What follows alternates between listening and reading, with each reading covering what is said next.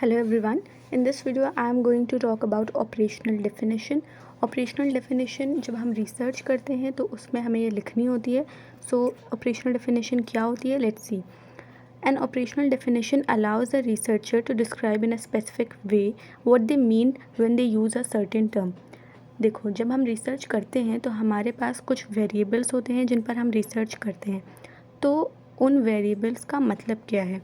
Normal way में तो हम समझते हैं कि हाँ, अगर हम इंटेलिजेंस पे कोई रिसर्च कर रहे हैं तो हमें पता है कि नॉर्मली इंटेलिजेंस क्या होता है.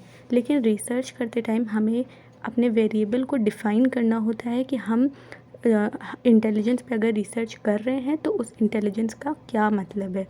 तो इंटेलिजेंस को आप अलग अलग तरह से डिफ़ाइन कर सकते हो.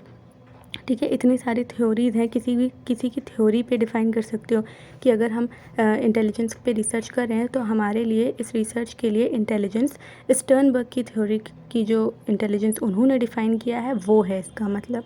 या हमने कोई टेस्ट लिया हुआ है, हम इंटेलिजेंस को किसी टेस्ट के बेसिस पे मेजर करेंगे. तो उस टेस्ट का जो स्कोर आएगा वो अगर हाई आता है तो हम इंटेलिजेंट मानेंगे उस पर्सन को. वो अगर लो आता है तो हम उसको लो इंटेलिजेंस मानेंगे. तो इस केस में intelligence will be the operational definition of intelligence will be the raw score और the score which the person will get on that specific test. तो हमें रिसर्च करते टाइम हमारे पास जो वेरिएबल्स होते हैं उन्हें डिफ़ाइन करना होता है.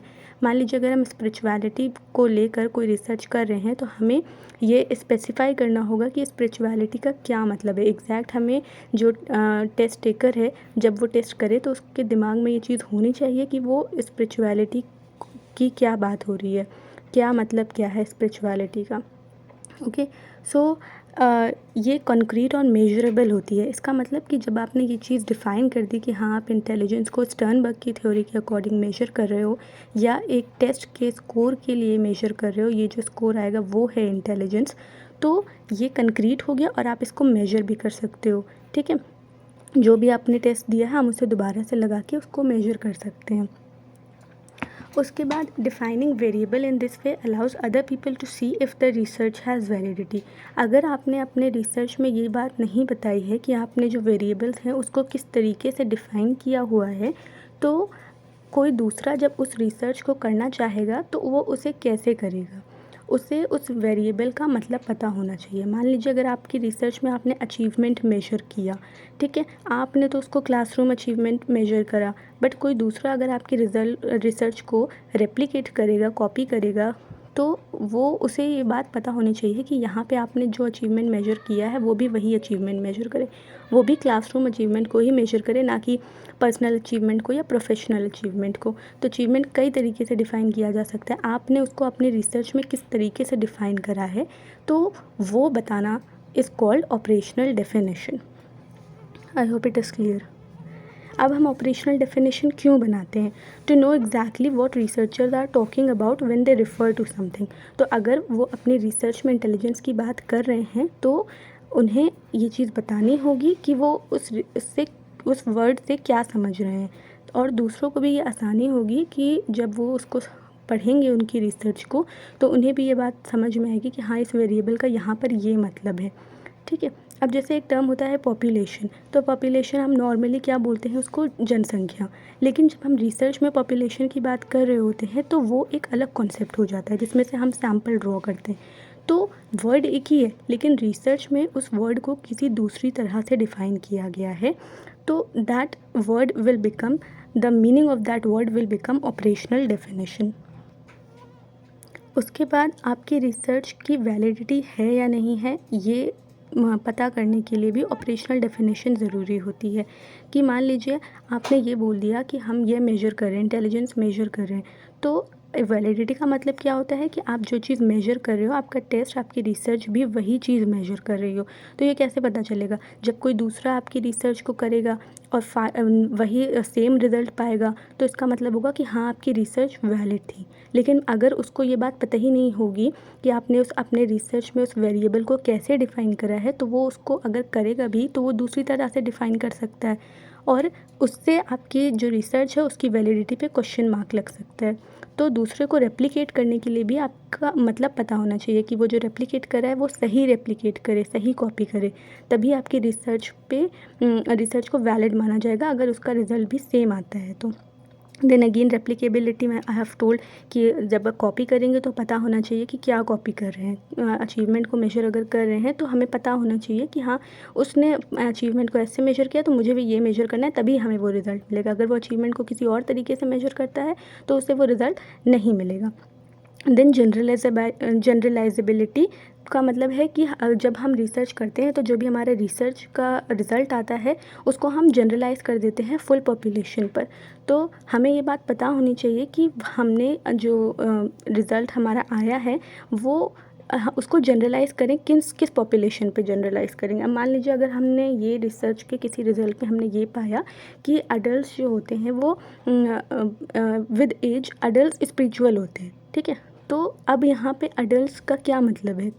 Adult, late adulthood, early adulthood, middle adulthood, कौन सी अडल्टहुड की यहाँ पे बात करी गई है?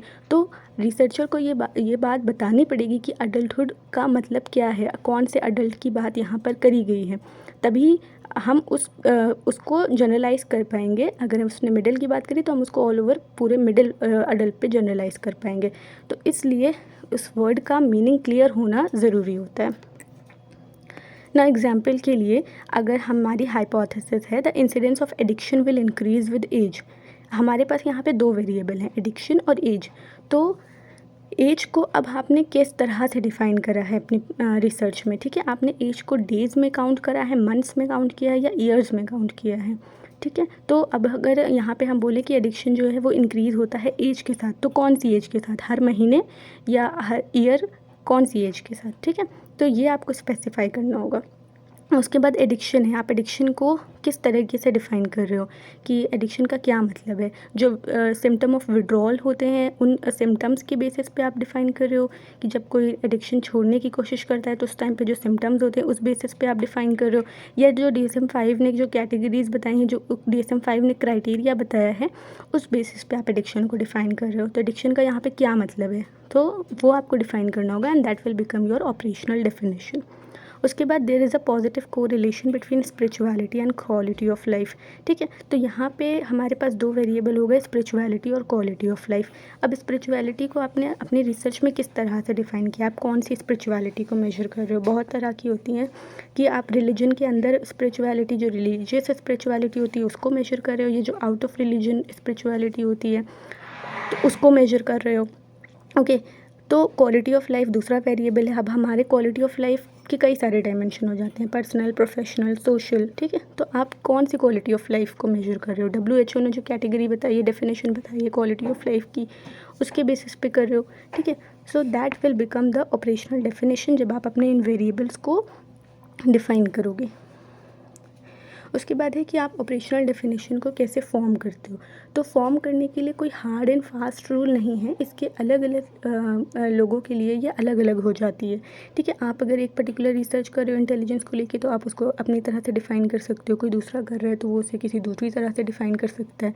वैसे यहाँ पर जैसे मैंने एग्जाम्पल लिया है कि it is intended to assess the knowledge of mothers of family planning. A set of 20 question has been designed such that for every correct answer a score of 1 will be given to respondent, ठीक है। आप family planning पे knowledge of mother's को assess कर रहे हो, तो 20 question आपने दिए उनको। अब हर करेक्ट स्कोर पे आप 1 दोगे और इनकरेक्ट पे 0 दोगे। तो अब आपने 4 कैटेगरी बनाई उसकी, ठीक है। Knowledge, high knowledge, medium knowledge and low knowledge and no knowledge, okay. तो यहाँ पे अब आपने स्कोर के बेसिस पे यहाँ पे अपने जो वेरिएबल है हाई नॉलेज, मीडियम नॉलेज, इसको डिफ़ाइन कर दिया कि अगर 15 से ज़्यादा आएगा तो वो हाई नॉलेज में जाएगा, ओके। मीडियम होगा 8 to 14 अगर होगा तो वो मीडियम नॉलेज का हो जाएगा। वहीं अगर मान लीजिए रिसर्च कोई और कंडक्ट करे तो वो चाहे तो इसको 18 अबव को हाई नॉलेज में कर सकता है। यहाँ पे आपने 15 लिया है, ठीक है, वो 18 अबव को हाई नॉलेज में कर सकता है। तो अपनी अपनी तरफ से, अपनी अपनी तरह से जब आप रिसर्च करोगे तो कोई भी उसको किस तरीके से भी डिफ़ाइन कर सकता है, okay. So this is it for this video. I hope सारी चीज़ें क्लियर होंगी। If you have any doubt you can ask me. Thanks for watching.